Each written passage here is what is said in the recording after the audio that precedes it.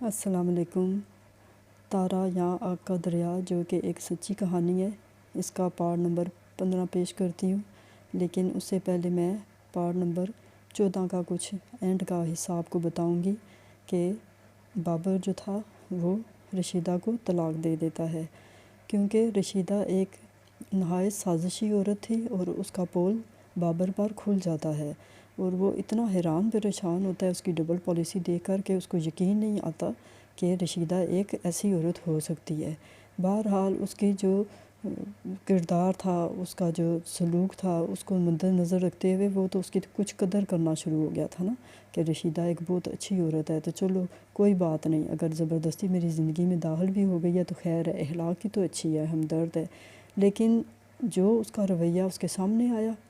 وہ شدید اس کے لیے جو ہے تھا نا دھچکے کا باعث تھا۔ اس پر تو لگتا تھا کوئی جیسے پہاڑ ٹوٹ گیا ہو نا، اتنا وہ شدید ذہنی دھچکے سے دوچار ہوا۔ اسی وجہ سے اس نے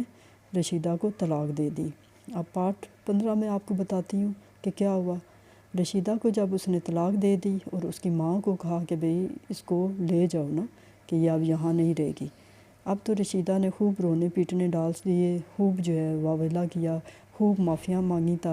بابر سے کہ مجھے معاف کر دو، میری غلط فہمی تھی، بس میرے پہ شیطان غالب آ گیا تھا، یہ تو وہ میں ایسا کرنا نہیں تھی چاہتی، بس بے اختیاری میں ہو گیا، یہ ہو گیا، مطلب جتنا وہ کر سکتی تھی نا چال بازیاں اس نے کی کہ کسی طرح بابر جو ہے مجھے واپس رکھ لے۔ لیکن بابر جو تھا وہ اللہ کا شکر ادا کر رہا تھا کہ شکر ہے اللہ کا نا کہ اس عورت کا جو ہے پول میرے پہ کھل گیا، ورنہ یہ کل کو میرے بچوں کے ساتھ کیا کرتی اگر میں اسی طرح اس کی سازشوں کا شکار ہو کے تارا کو چھوڑ دیتا، تو چلیں وہ تو میں چھوڑ دیتا، لیکن پھر یہ آگے میرے بچوں کے ساتھ کیا کرتی۔ وہ تو اس بات پہ اللہ کا شکر ادا کر رہا تھا کہ اللہ جو ہے اس نے بچا لیا اور اس عورت جو تھی سازشی اور چالاک عورت، اس کا پول کھل گیا نا بابر پہ۔ بہرحال بابر اس کو کہتا ہے کہ شرافت سے چلی جاؤ ورنہ دھکے دے کر نا نکال دوں گا۔ جب دیکھتی ہے رشیدہ کہ بابر تو کسی صورت نہیں مان رہا، آخر لاچار ہو کر پھر وہ اپنا سامان باندھتی ہے اور چلی جاتی ہے،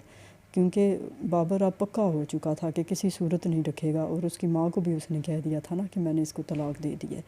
اب بابر جو تھا کتنی دیر تو بہت ہی آسان خطا ہو کر بیٹھا رہتا ہے کہ یہ کیا ہوا، اس کو خود بھی یقین نہیں ہو رہا تھا کہ یہ سب اچانک جو ہے وہ کیا ہو گیا۔ وہ یہی سوچتا تھا کہ اگر جو ہے میں اس کی باتیں نہ سن لیتا رشیدہ کی، تو مجھ پر تو کبھی بھی اس کا پول جو تھا نہیں کھلنا تھا۔ بہرحال وہ اللہ تعالیٰ کا شکر ادا کرتا ہے اور پھر دونوں بچے جو تھے اٹھ جاتے ہیں، پھر ان کو تیار کرواتا ہے کہ چلو میرے ساتھ نا تمہاری ماں سے ملنے جانا ہے۔ اب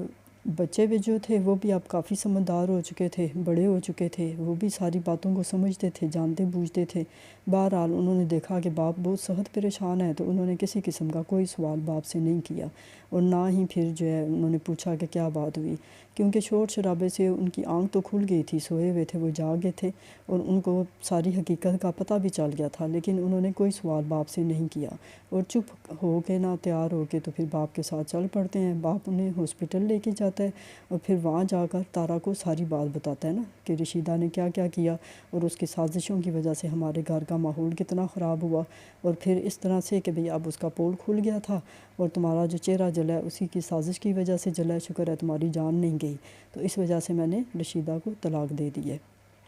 اب یہ ساری باتیں جو ہے نازو بھی سن رہی تھی۔ نازو کے تو دل پہ بجلی گر پڑتی ہے، جیسے کہ یہ کیا ہو گیا۔ وہ تو بہت خوش ہو رہی تھی کہ تارا کی زندگی تو اب صحیح جہنم بنے گی، اس کی سوتن جو ہے اس کا جینا حرام کرے گی، تو یہ کیا، یہ تو تارا پھر سکھی ہو گئی ہے، اس کی تو سوتن جو ہے وہ نکل گئی ہے، چلی گئی ہے، بابر نے اس کو طلاق دے دی ہے۔ اب وہ اپنی جگہ پہ بہت زیادہ دکھی اور پریشان تھی، اور اسی وجہ سے وہ چڑ کے کہہ دیتی ہے کہ میں جو ہے نا اپنے گھر جا رہی ہوں، کیونکہ میرے بچے بھی گھر میں اکیلے ہیں۔ حالانکہ اس کے بچے تو اب کافی میچور ہو چکے تھے اور بڑے ہو چکے تھے اور سنبھال سکتے تھے خود کو نا، اس کو کوئی ایسی پریشانی نہیں تھی، لیکن پھر بھی وہ تارا کے سکھ کا سن کے کہ اس کی سوتن چلی گئی ہے، اس کو اتنی آگ لگتی ہے، اتنا جو ہے اس کے اپنے اختیار میں نہیں ہوتا کہ وہ بابر کو کہتی ہے کہ میں گھر جا رہی ہوں نا، تو وہ پھر گھر چلی جاتی ہے۔ اب جو ڈاکٹرز تھے وہ آتے ہیں اور بابر کو بتاتے ہیں کہ تارا کی کنڈیشن بہت اچھی ہے، تو آپ چاہتے ہیں تو اس کو بے شک گھر لے جائیں، آپ بس میڈیسن وغیرہ کھاتی رہے اور جو کریم وغیرہ فیس والی وہ لگاتی رہے، تو انشاءاللہ سے نا اس کا چہرہ بالکل ٹھیک ہو جائے گا نا، اور بالکل پتہ ہی نہیں چلے گا کہ جلا تھا یا نہیں جلا تھا۔ اور پھر یہ خاص اللہ تعالیٰ کا معجزہ تھا، کرم نوازی تھی، جو کہ تارا کا چہرہ ٹھیک ہو گیا، کیونکہ یہ سب برکت جو تھی اس وجہ سے تھی کہ تارا جو تھی جیسے کہ بتایا ہے نماز روزے کی قرآن کی بہت زیادہ پابند تھی نا، اور اس کے علاوہ بھی اللہ کی مخلوق کا بہت خیال کرتی تھی، کسی کا دل نہیں تھی دکھاتی، تو اللہ نے اسی وجہ سے اس پر اپنا رحم کیا تھا۔ اب بابر جو تھا خوش ہو جاتا ہے، مطمئن ہو جاتا ہے کہ چلیں بچے بھی اور تارا بھی اب گھر میں رہیں گے، اور اس کو یہ ہاسپٹل والی ٹینشن نہیں رہے گی کہ بھئی آنا جانا پڑے گا، کیونکہ اب رشیدہ بھی چلی گئی تھی اور نازو جو تھی وہ بھی غصے میں آ کر گھر اپنے چلی گئی تھی۔ اسی طرح پھر بابر جو تھا سارا جو میڈیسن وغیرہ لے کے تارا کی اور بچوں کو لے کے گھر واپس آ جاتا ہے۔ اب کیا تھا 3-4 ماہ تارا کے بہت اچھے گزر جاتے ہیں نا، بالکل اچھے، اس کا چہرہ بھی بالکل فریش تازہ صحیح بالکل ٹھیک ہو جاتا ہے، پتہ ہی نہیں چلتا کہ اس کا چہرہ جل گیا تھا نا۔ لیکن اب پھر نیا کیا پہاڑ تارا پہ ٹوٹنے والا تھا، اس سے تارا بالکل بے خبر تھی۔ تارا کے پڑوس میں ایک نئے کرایہ دار آتے ہیں اور ان کی بیٹی ہوتی ہے بہت خوبصورت۔ اب آگے کیا ہونے والا تھا یہ میں آپ کو پارٹ نمبر 16 میں بتاؤں گی۔